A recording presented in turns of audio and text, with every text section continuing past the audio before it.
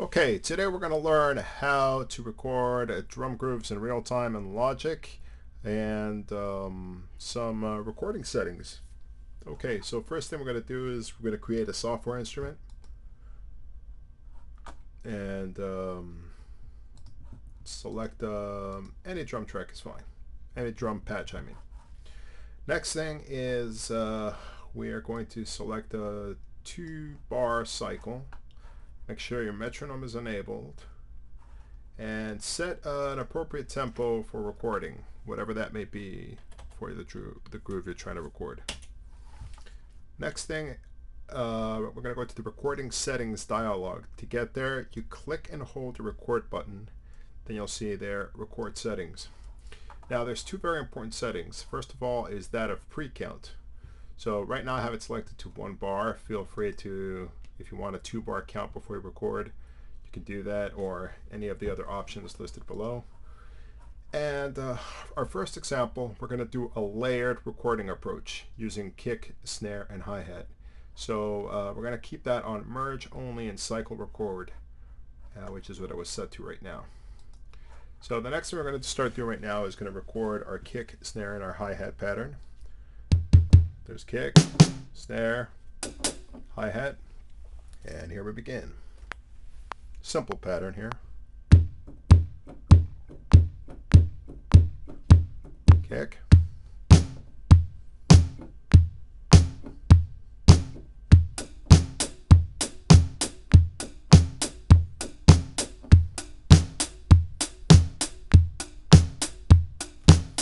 Okay, and as you can see, with every single pass, it was just adding the new MIDI events onto our region. Now, if we go in here and look, we're going to see that our MIDI events. So here's our snare, our kick, and our hi-hat. Now, something that's really cool about MIDI is your ability to be able to manipulate time.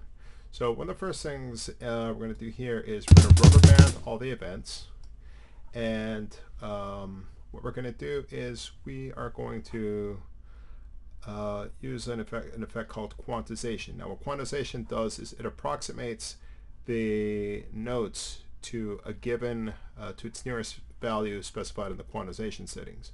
So just to give you an example, if you look closely, some notes are a little bit behind or a little bit ahead of the grid, and that's normal. I mean, that's the human feel of recording. But what we're going to do now is we're going to quantize it, make sure that everything is metronomically on the beat. So I highlight all the notes, I rubber band them, and I'm going to select an 8-note quantize. What that does is that approximates all the notes to the nearest 8th note.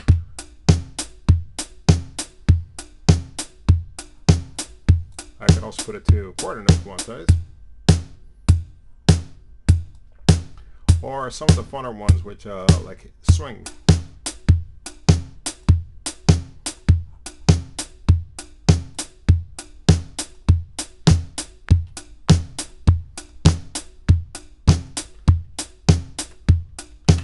Okay, so the advantage of all this quantization I've been doing is it's non-destructive, you know.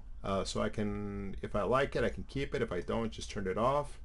And that's one way of quantizing.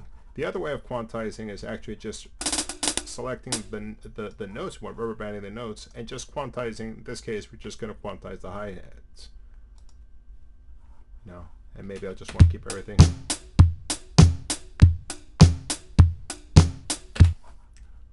Or quantize everything again. So that's quantization. The next type of recording setting we're going to use are going to be take folders. So go to record settings and select take folders. Take folders is going to allow us to do multiple takes, and this time instead of doing the layered approach, I'm going to do the finger drumming approach of 3 different rhythms. This first rhythm.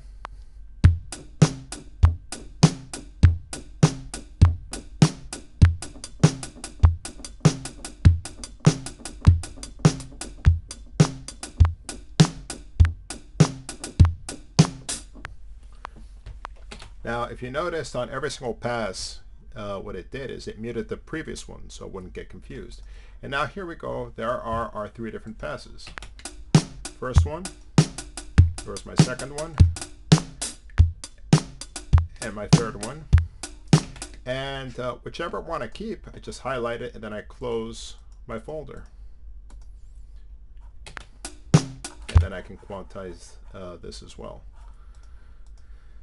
In other videos, we're going to get into other quantization settings, such as this that you can see over here on the inspector. You see it says here quantize. It's exactly the same quantization that we use down here, except that, again, non-destructively. Yes, I want to quantize the whole folder. And there we go. Now, the last recording setting we're going to be looking at right now is this one, which is create tracks in cycle record. There's one right below it that's create tracks in mute in cycle record, but we'll see what the differences are as we get into this. So what I'm going to do here is, again, I'm going to do the layered approach of recording and start layering instruments on top of each other. So I'm going to go with kick first.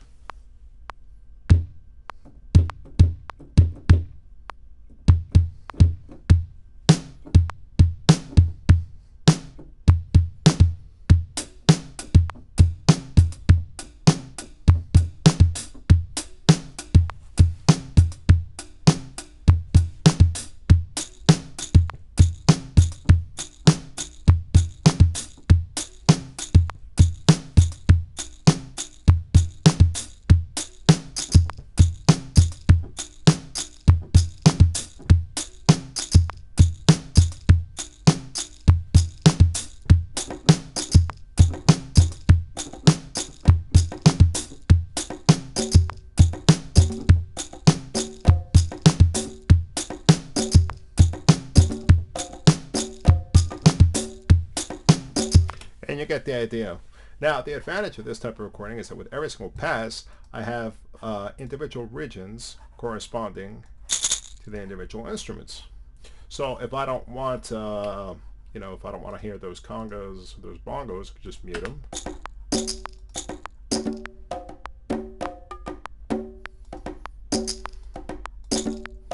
Keep my regions intact. Actually, my snare was on the bottom now. Wow. So you get the idea. And one good thing about this type of recording is that, for example, then I can, as I copy regions later on in my song and I'm assembling my drum track, I can make it dense and not so dense by just grabbing my different regions. So Logic gives you many possibilities for programming, but these are the ones I wanted to start off with today. I hope you enjoyed this video. This is Alejandro Sanchez-Amper, Assistant Director of Commercial Music at Florida Atlantic University. And keep requesting those videos, and have a great day. Thanks. Bye.